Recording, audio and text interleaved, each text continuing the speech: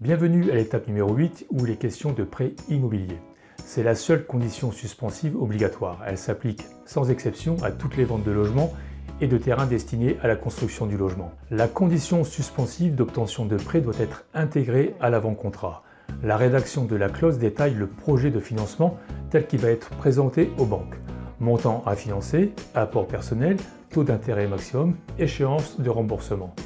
Pour prouver la non-réalisation de la clause, l'acquéreur devra ensuite prouver le refus de 3 banques différentes aux conditions mentionnées dans le contrat. Dans le cas contraire, la clause sera considérée comme réalisée et l'acquéreur ne pourra l'invoquer pour se libérer de ses engagements. Pour disposer du temps nécessaire aux réponses des banques, une durée est ajoutée à la clause.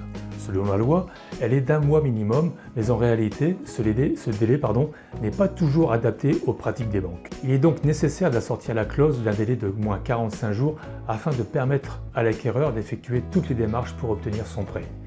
Ne laissez donc pas cette période de 45 jours sans signe de vie.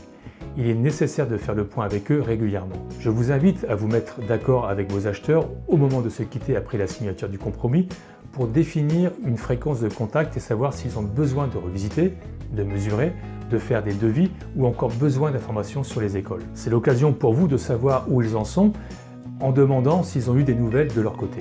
Vous allez également prévoir vos cartons, le désencombrement définitif avec l'option de vous débarrasser de certains meubles ou pas.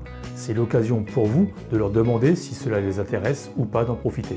Rester en contact permet de se rassurer et de montrer aussi aux acquéreurs que vous souhaitez que tout se passe bien. Nous nous rapprochons maintenant de l'échéance finale, c'est plutôt bon signe. Je vous invite donc à passer à l'étape numéro 9. A tout de suite.